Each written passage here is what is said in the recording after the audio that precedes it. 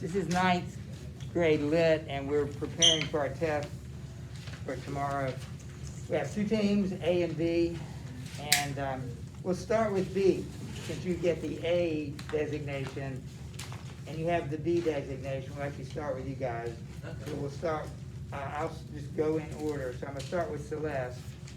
Without looking, by the way, there's 2 points for every question, so hold me on this. You know, I'll forget to put it up there, so you need to keep 2 points, and if you get half of it right, like it may be 2 parts, I'll give you 1, you know, and whoever goes first, they get to go last. All right, first question is, what is an art epic? Without looking. An art epic is a poem written by like one person. Like one specific person. An art epic is, one more time. Was a poem that's like written by like one person. Okay, and we know who that person is, right? Yeah. I'm gonna give you a point for that, and ask you a follow-up question. Name one. The Iliad by Homer. The what? The The Iliad. I'll take that. All right. Good start. We'll start with Campbell. What is a folk epic, and name one? A folk epic is like an unknown author, or an example of that is Beowulf. Use my hands. Wow. We'll go to Lena. Lena, give me 2 characteristics of epic poetry.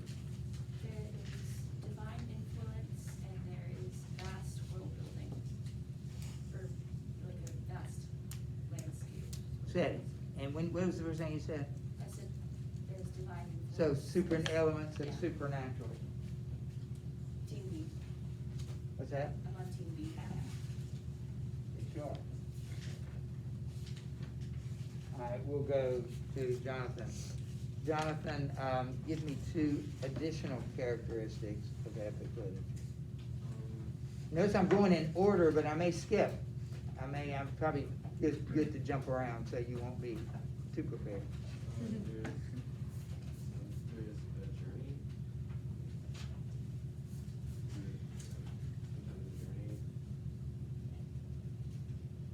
Because like she said, the ones that I was missing. So Well, there were only 2, and there are like 7 or 8, so isn't it odd that she picked the very 2 that you, done. what? I'm done. That's probably true of every story ever written, so. And what was the first thing? There's a journey? Journeys, or Can you elaborate on that? kind of like quest, I guess, towards a goal. I need 2, but I need another one. That's what I got. You got a definition with 5 parts to it, and then we got about, you know, another, like a characteristic, I don't remember how many there are. So something you probably need to refresh. When you say a journey or a quest, remember they're heroic deeds. Doesn't have to be either one. But it often is, but there's, you know, this heroic adventures. Yeah, Treasure? not always. All right, so we need to go back and look at that.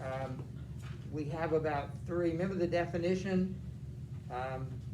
It's a long epic, it's a long narrative poem about a man, a person who goes on, you know, has epic adventures, vast setting, I believe she said that, important to a nation, and what was the other one?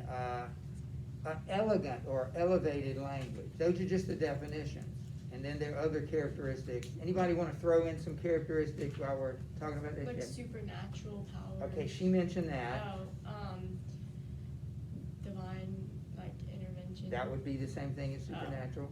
Um, Well, let's see what you got. I was gonna say that the protagonist has a superhuman quality. He's not a normal person. He is a person, but he's not a normal person, right? Other things, look at your list. You should have 5 or 6 or the 7. hero is larger than life. Large, we like to say larger than life. And then also, it always starts sometimes Amadeus Ray, they call on they call for inspiration from a god or of God in some cases. Any other characteristics? Make sure you study that.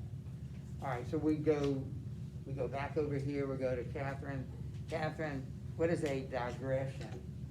Or you call it an interlude? Interlude is like the important part of the story, or like no, where you like go back on like foreshadowing something, right? Well, that may be the purpose, but what is it?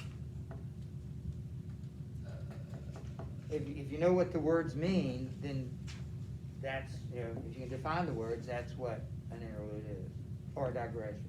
They both serve those purposes in them. By the way, if you don't know an answer, you can get somebody to help you for half credit.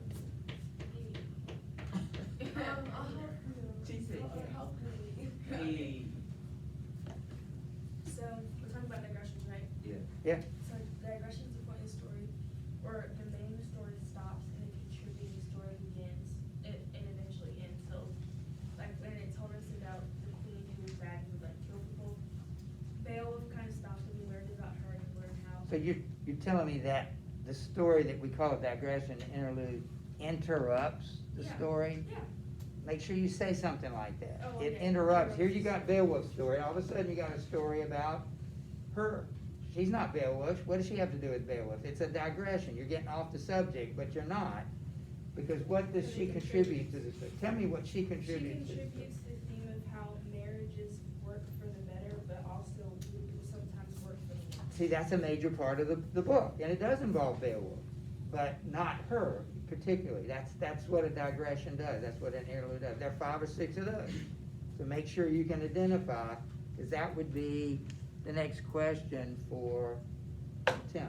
Name one digression other than her, since we already mentioned it. The Frisian slaughter. Very good.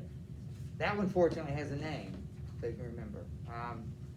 What does it contribute to the story? It contrasts how some marriages can go sour and result in the collapse of a nation. What Say is that it? again.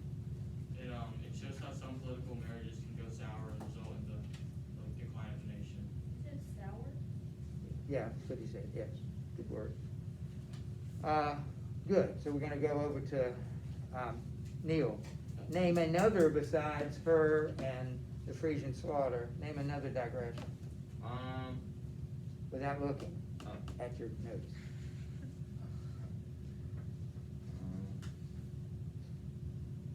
You can ask for help, Oh, not from your notes, but from somebody else. I remember one, but I forgot it. I know the. Let me give you credit for that. I'm just kidding, I can't give you credit. I forgot the name of her though. It was another marriage. Yeah. Oh, the girl who married Alpha. Oh, Well, that's her. Unfriend? Oh, dang. Nobody can think of another one. Yeah. Unford, yeah. Yeah, Unfriend. What? It's not. That's the Frisian slaughter. Unfriend? Yeah. The one where the brothers were practicing archery Yes, and and I- killed. got shot. I'd give you Get their credit. names. Oh, he got shot? Yeah. Oh, wow. I'll give you credit Yeah. for that. We didn't call it that, but it essentially does serve that purpose. Don't forget, Sigmund, the dragon killer. The stories about Hermod are examples. Friwaru marrying Yeah, that was. that guy, what's his name? Ingeld, that's a digression. So at these points in the story when you go away from Beowulf, seemingly off the subject, but that they contribute something. So Which what we one got- did you mention? That last one? I forget That what. was the one with the 2 brothers. Yeah, what does that have to do with the story? What does it Um, contribute to the? It wasn't like symbolism for Cain and Abel, so it kind of. Well, that's a good point, although we didn't mention that, but that's a good point. But what does it contribute to the story?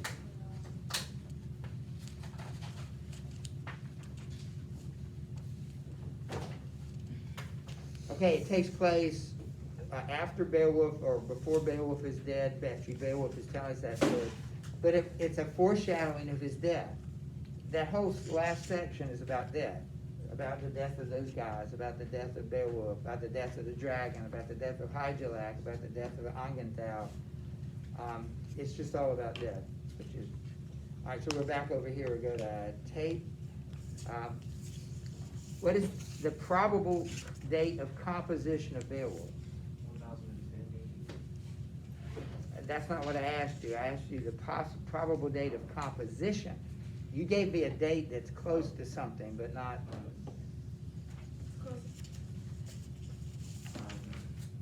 We need to get some help.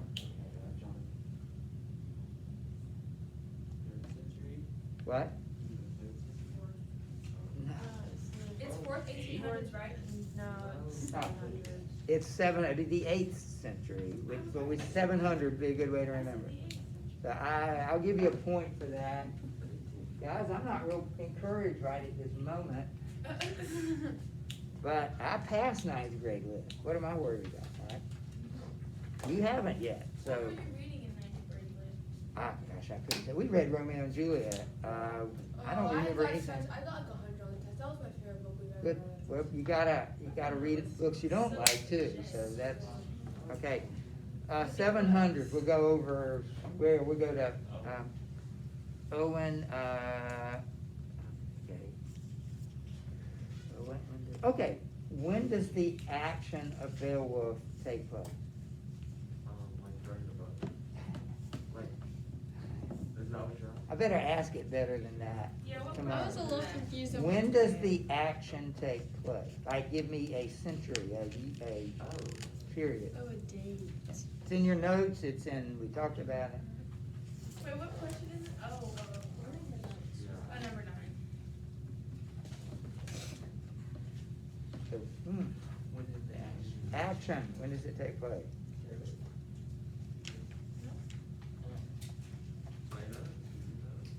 Wasn't it, 600 to 800 BC? No, so it's earlier than that. 400 BC? It's the 5th or 6th century, which is the 400s and the 500s. That's when the action of the story I said takes 400. place. I thought it was 800 to 600 BC, is that something else? It's We have a not. lot of dates. No, you don't. You got 3 days. All the dates you need to know is 400 to 500. That's one day. 700 and 1,000. So we don't need to Catherine, have, did you like, get that? No, we had a lot of dates. Catherine, are you listening to this conversation? We just said there are only 3 dates. You don't need to remember the dates of the, I'm not gonna ask you for the dates of the languages. And I believe there were no other dates, just those 3 days. What happens in 1000? Is that the first manuscript? Well, I hadn't asked you that yet, but since you brought it up, why is it important? 1,000. The earliest manuscript. The earliest manuscript that we know of, if it was written in 700, it wasn't written down in 700. We don't know when it was first written down, probably before 1,000, but you go to a museum somewhere, you'll find this is the earliest copy of Beowulf that we have. It's 1,000, yes. Wait, so the action in Beowulf took place in 400 to 500 BC or AD? Oh, I'm sorry, AD. So we're all talking about all AD. So it's 500 to 400 BC. Oh wait, AD, oh, AD, 400 to AD. 500. Yeah, we're talking about all So AD. the 3 dates we need to know is 400, 500, and. No, that's one day. 400 and 500. Okay. 1,000 or 700 would come first after that. That's when it was written, and 1,000 is the earliest manuscript we have. Okay. That's all you need. That's all the dates I think I've asked you.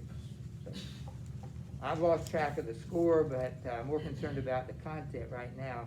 Wait, so 400, 500 is in the language key? No, No, the action. Action? the story takes place in about 400 AD. Okay, then it was written in 700 and then the earliest copy. Yeah. Remember, it's made up. It's not a true story, so it's not history, although it probably contains some history. We'll go to, right, Jack, or are we still over here? I forget now what we're doing. All right, Jack, give me one characteristic of Old English and name a work written in Old English. Well, it was like,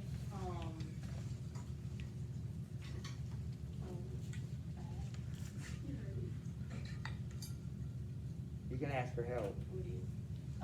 Anglo-Saxon, like it was from that time, and then it Good. example is Beowulf. Yeah, that's a good answer.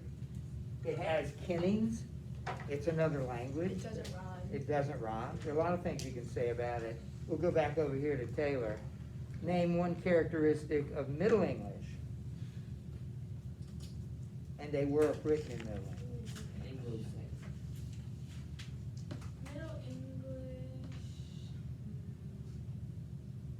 You said name an example and A characteristic.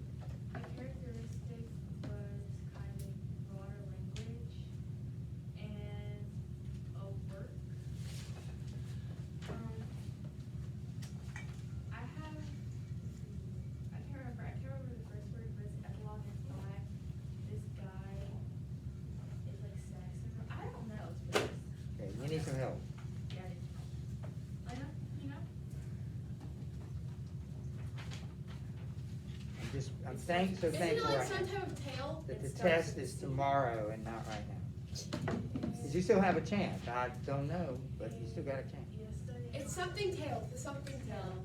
All right, so I'll give you a point for trying. A point.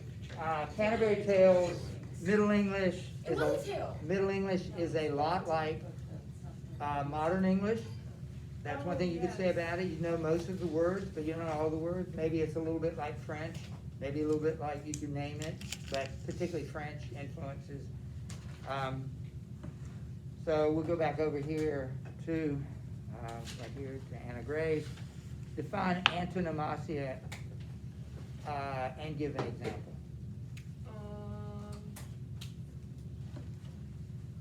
Antonomasia is like, isn't it one where it has, I have no idea. Yes, ask for help. Campbell.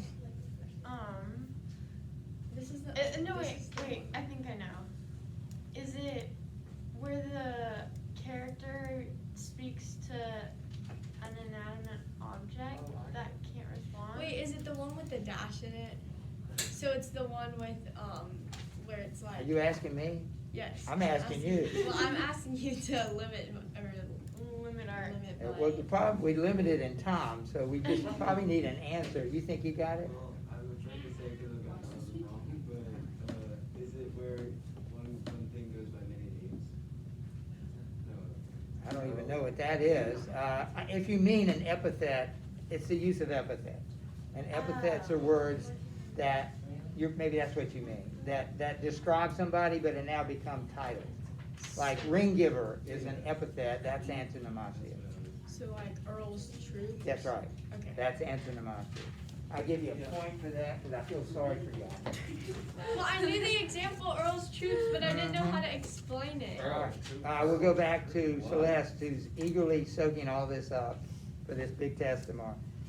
Celeste, what is a kenning, and give an example?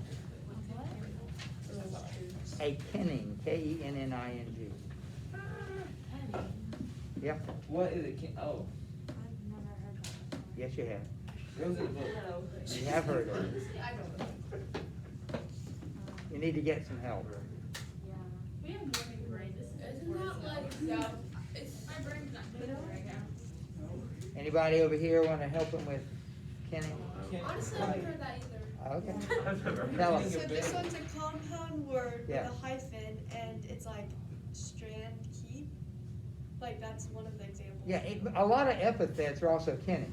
Okay. They're double words, and that's what a kenning is, and that's a big deal in Old English.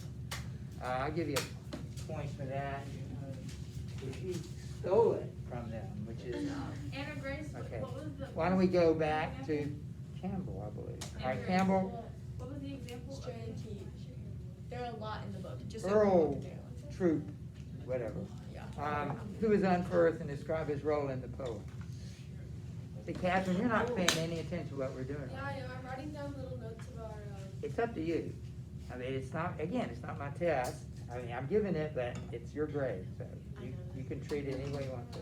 Yeah, go ahead. Okay, Unferth is the guy that doesn't like Beowulf at all and tries to make him look really bad, but then Beowulf like roasts him but then in the end, Unferth gives Beowulf his sword, but then it doesn't work. Great, very good, all counts. Lena, who is Hygelak, and what is his role in the poem? Hygelak is Beowulf's uncle, Very good. and he is the king of Danes. Yes, that's all I need. Very good, excellent. How about we'll go to Jonathan. What is the role of boasting? Or if you are fully boasting, What? you can do all right. I think we skipped one. No, Uh, it's skipping. You boast, say you're all better, but it's kind of. You have to like relate it to the story. Like how did Like, it boast in the story? Beowulf, he kind of. Guys, y'all are listening to the answer. Near the end of the story, Beowulf kind of boasted to Yeah. his fellow dragon, I guess. I give you a point. Remember this, boasting was a form of resume. It was the way that you proved Oh, his verbal that you resume. could do something. It was like his Right, resume. you could, you know, I can kill Grendel because I swam against Brecca and all this stuff. And there's no other way to prove it except you don't have writing, you know, you don't have a document, so. We'll go back over here, we'll go to Catherine. Compare Beowulf and Hermod as kings. I know the next one a lot better than I know this Well, one. I'm asking you this one. Okay, can you help her? Well, I know Beowulf was like a warrior, like, Right. and like he was a strong warrior, like I know people something about thought of him Okay. more highly than with Yeah. Herod. I need some How facts. about so- like how Beowulf put all of his trust in God and gave God all the credit, but I know Hrothgar did it, but maybe Hermod did it. Yeah, we don't know anything about Hermod's faith. I give you credit if you, Good job. So Hermod abandoned his duties as a king and did not protect his people, whereas Beowulf always right. He was a cow. What did he do with his treasure? He didn't hoarded share. it. He hoarded it. Who was the dragon? He was a human form of the dragon, or the dragon was a human form of that. We'll go to Tim. Compare Beowulf and Hrothgar as kings. Beowulf and Hrothgar were both good kings who lead their people well, and they're both kings who would often go fight. But the difference between Beowulf and Hrothgar is that Beowulf shows a little more pride, and thus leading him to try and fight the dragon one-on-one and dying instead of dying a peaceful death. All right, so Beowulf actually fights fights Grendel. What does Hrothgar do in face of Kind of Grendel? just when facing Grendel, Hrothgar kind of stays back. He knows he can't win. Right. So that's a huge difference. Otherwise, they're very, very, very generous. They're good. They're militarily strong. But in that one area, Beowulf was a lot better than him. What human vice, which I misspelled, but what human vice does Grendel represent? Vice, evil. Tell me what kind of evil, specifically, what was the evil? Pride, envy, wrath, self-ego, one of those, like, from the top of his class. Oh. Good job. What is good? All right, anybody help her? Oh, Wait, so wait, can you reset the question? Yeah, it's number 20. number 20. Look at it. Pride and lust. And it's vice is misspelled. You got a person who can help. It's wrath, because he was bitter about something, he just took it out. I would probably accept that. I like jealousy though, because what motivated him to attack the Danes was he was jealous of their singing, of their faith, of their palace, of the joy they had. So he was an outcast, so he had to hurt somebody. Yeah, because they were praising God. Yeah. He had to hurt. Wait, so you would did say we, the main skip? one was, I think just all of those. Jealousy I like. What human, let's go to Tate, what human vice does the dragon represent? I should stop keeping score here. Discuss the marriage of Modrith and Go Opa. Team B! I'm gonna go, I know I'm skipping, would you like to do it? No, no. Because I know you know it. Me. I know. What is the question again? I do Okay, know. discuss It's a the hard marriage of Modrith and Opa. What's the question? The marriage of Modrith and I Opa. know, I know it. I know. Question. Oh, Go ahead, let's get to it. so, the Modrith and Alpha, so Modrith was like this horrible person, like she would go kill and kill men who just like look at her or anybody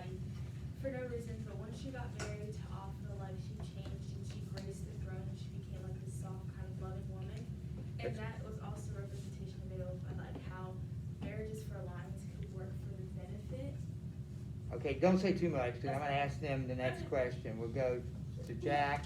How are women used as political pawns?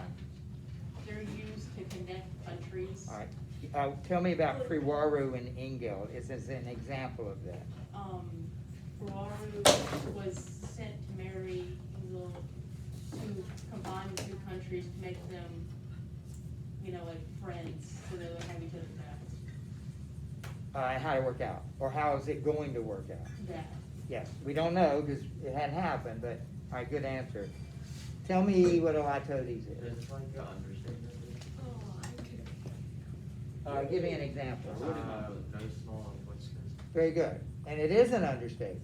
You really mean something as a compliment, but it sounds, you're stating it in very lowest terms. It's kind of in a form of boasting as well, like you're saying, it was no small inflation. Well, if you say it, it would be, yeah. If you're saying it to somebody else, yeah. We'll go to Anna Grace. What is, what is an omniscient point of view? I may take this off. So Let me isn't take it it. where it's like, the author basically, you can be in like any, Okay, like, I'm any- gonna, may leave it on, because it might be an easy one for you. Omniscient point of view means you know everything. Yeah, so like every character, Right. you can be in their Good, story the too. narrator can go anywhere. So, All knowing, that's what omniscient. well, then that, I'll leave it on, because I think you know that one. Yeah. What is meant by God's sovereignty, Celeste?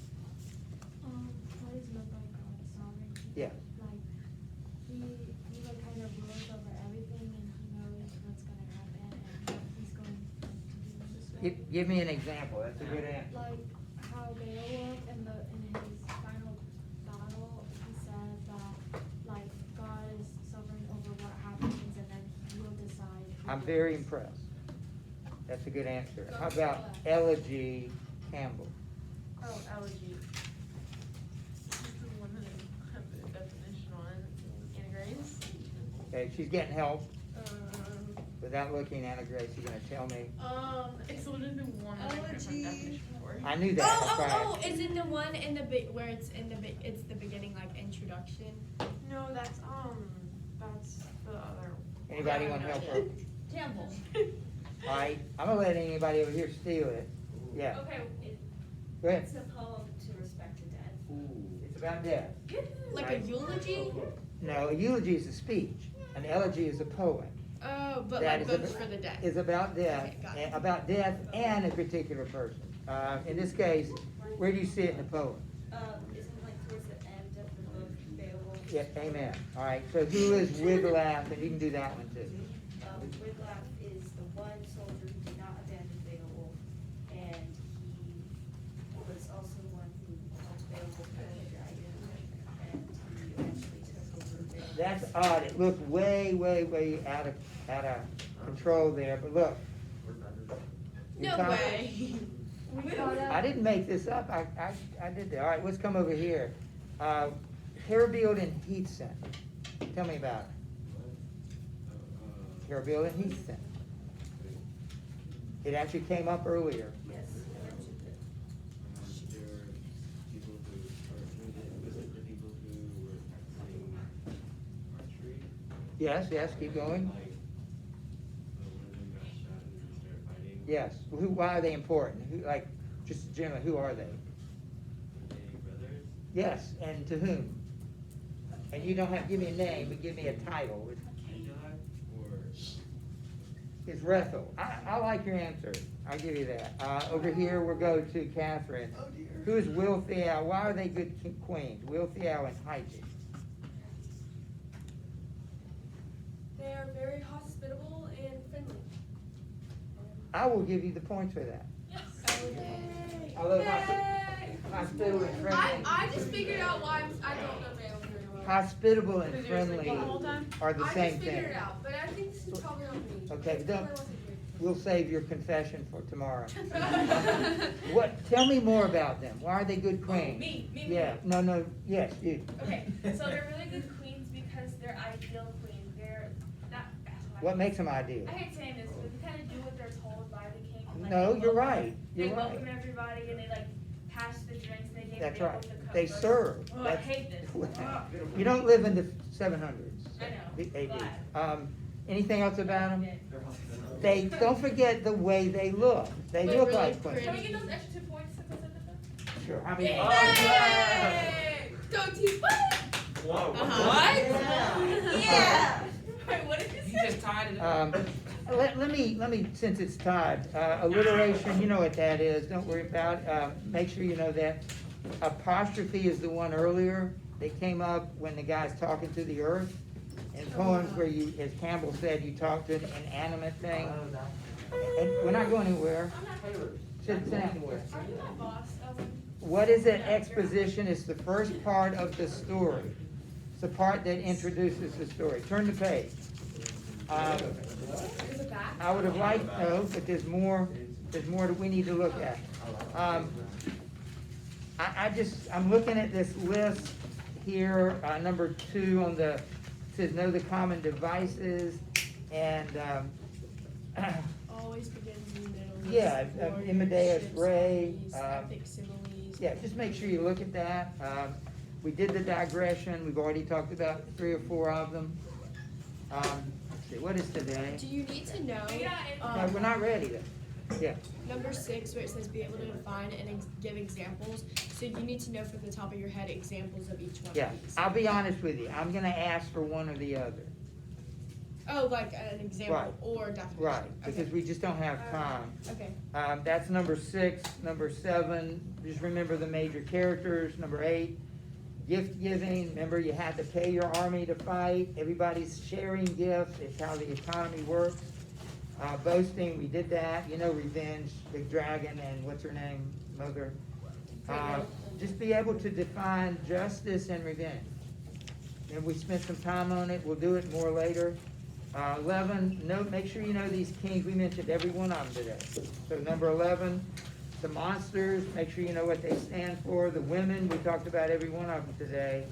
And then the role God plays, we talked about that. Please study. All right, we'll see you tomorrow. What time?